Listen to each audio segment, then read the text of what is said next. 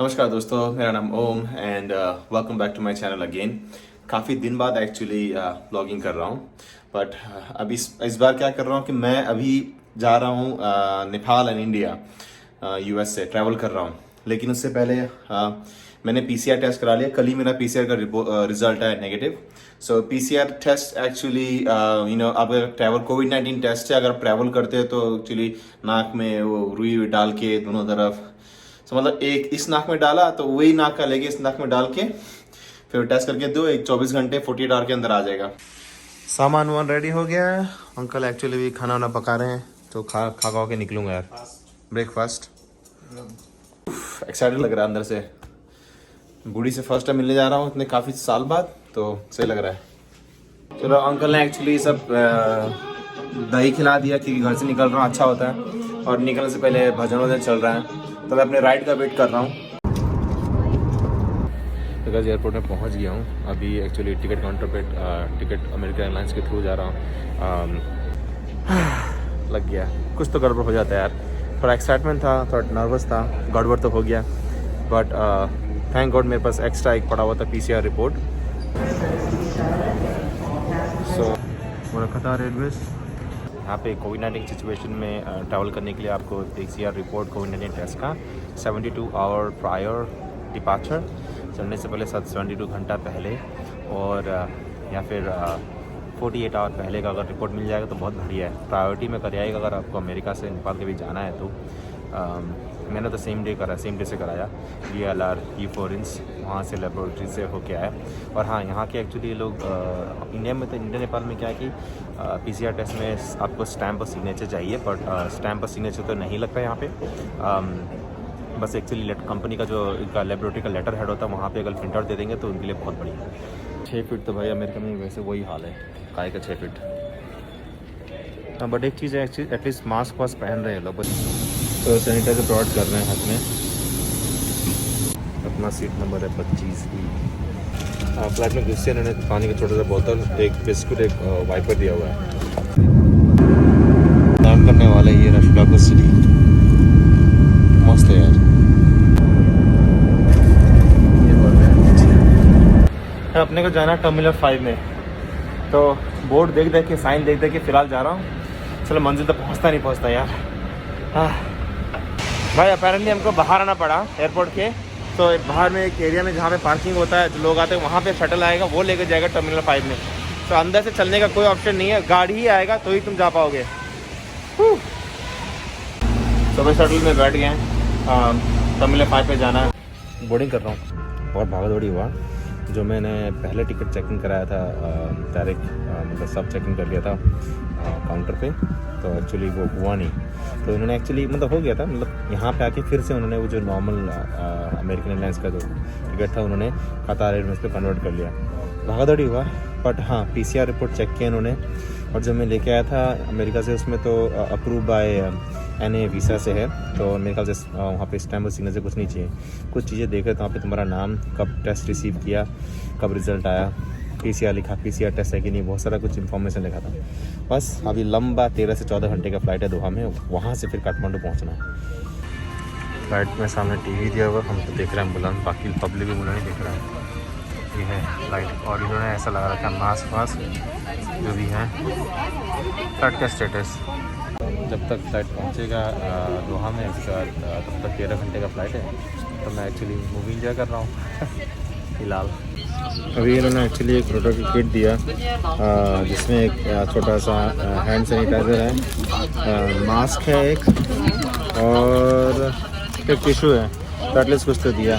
और चीज़ मोस्टली लोग देते हैं, टूथब्रश हो गया और लिप बाम हो गया, और आँख में पट्टी बांधने के लिए, मतलब एक आँख का वो ढकने के लिए वो दे दिया, और आई गेस सॉक्स भी दिया है शायद।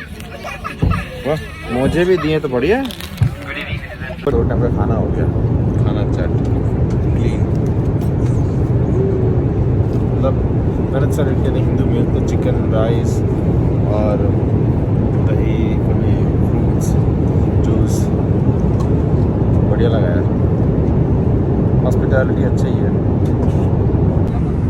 देखो मैं यहाँ से पड़ता शिकागो से पहुँच गए दोहा, और अभी नेपाल में पहुँचना होगा।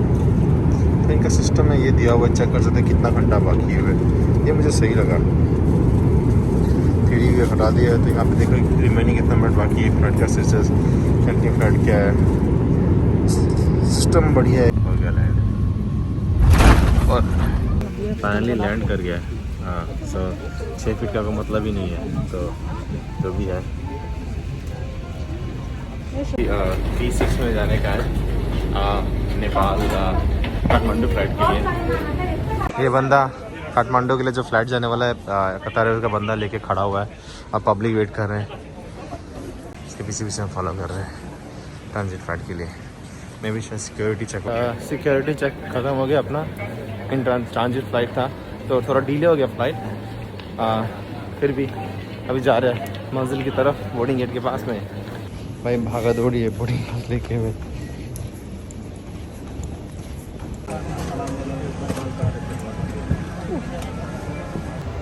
फाइनली सेटल हो गया। 4 घंटा और। तो फाइनली गाइस लैंड कर गया काठमांडू। मेरा पब्लिक ऐसे ही नेपाल काठमांडू का एयरपोर्ट। अभी कंस्ट्रक्शन हो रहा है बहुत सारा। एयरप्लेन एक चीज़ अच्छा लगा काठमांडू एयरपोर्ट इन्होंने नया बना दिया। अराइवल जितने भी लोग आते हैं उनके लिए अलग से नीचे से बना दिया आराम से। अरे फर्स्ट टाइम आया मैं डोमेस्टिक टर्मिनल बिल्डिंग उस तरह इंटरनेशनल। खैर यार एक्चुअली अभी जो डोमेस्टिक टर्मिनल है वो बंद है और 6 बजे के बाद ही खुलेगा। सुनसान जगह में एयरपोर्ट में बस ये तो 2 कबूतर इधर आके बैठ गए बस यही है। अब जाके थोड़ा चहल पहल हुआ, पब्लिक आई है। ये तो उस टाइम पे ऐसा लगा सन्नाटा हो गया घर पे भाई, मतलब पूरा एयरपोर्ट सन्नाटा, कोई था ही नहीं। मतलब ये प्रायर कुछ हो रहा है कुत्ते एयरपोर्ट में।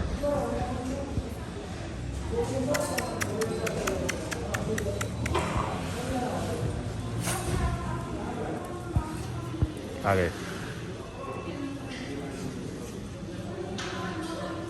चाइना की खाना जा।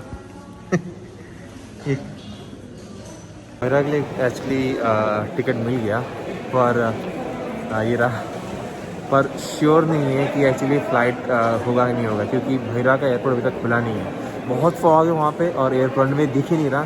तो छोटा एयरक्राफ्ट है ये, तो ये लोग रिस्क लेना नहीं चाहते। तो सही भी बात है, सेफ्टी के साथ में तो ऐसा कॉम्प्रोमाइज़ करना नहीं चाहिए। बट होप सो शिव जी की दुआ से अगर सब अच्छा रहा तो पहुँच जाऊँ।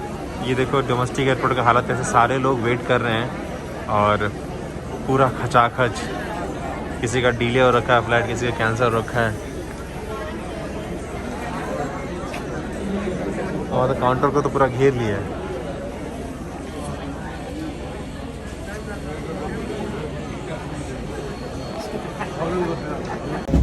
मौसम तो ठीक हो गया था लेकिन फिर से एक्चुअली मौसम ख़राब हो गया है। फॉग फिर से लग गया, शायद कुछ वेट करना पड़ेगा यहाँ पे। इस वक्त खराब शायद भूलना तो पसंद नहीं था। फ़्लाइट पूरा कैंसिल। तो अभी जा रहा हूँ टैक्सी करके। गोविंद को फ़ोन किया, दोस्त है काठमांडू में होटल है, तो वो टैक्सी ट्रैवल करके ज़्यादा से ज़्यादा निकलूँगा मैं, और तो ऑप्शन है ही। जा रहा हूँ 8 घंटा लग जाएगा, 7 से 8 घंटा। तो यार माँ को मिला, देख लूँगा, बहुत टाइम बाद देखा नहीं। खाना भी बहुत भूख लगा है तो मैं जाके खाऊँगा।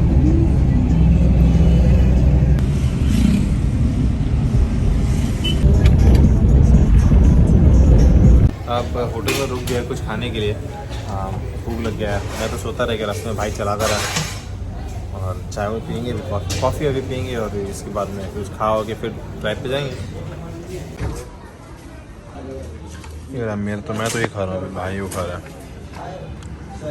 भाई कॉफ़ी तो पी रहा था, एक चीज़ है, हाफ का 1 प्लेट चाउमीन और कुछ वेजिटेबल्स, और एक भाई ने लिया 1 प्लेट राइस, फ्राइड राइस और वेजिटेबल्स, 600 नेपाली।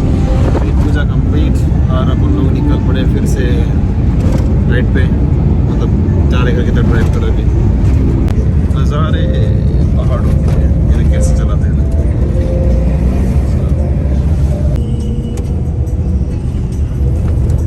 भाई हम लोग रात में एक जगह रुक गए हैं और एक्चुअली कुछ दिख नहीं रहा, पूरा शीशा कवर हो गया है और एक तो धूल मिट्टी हो रहा है, ऊपर से फॉग। फिर भी गाड़ी रोक के एक जगह गाड़ी का वो शीशे साफ कर रहे हैं, थोड़ा बहुत चल सकता है।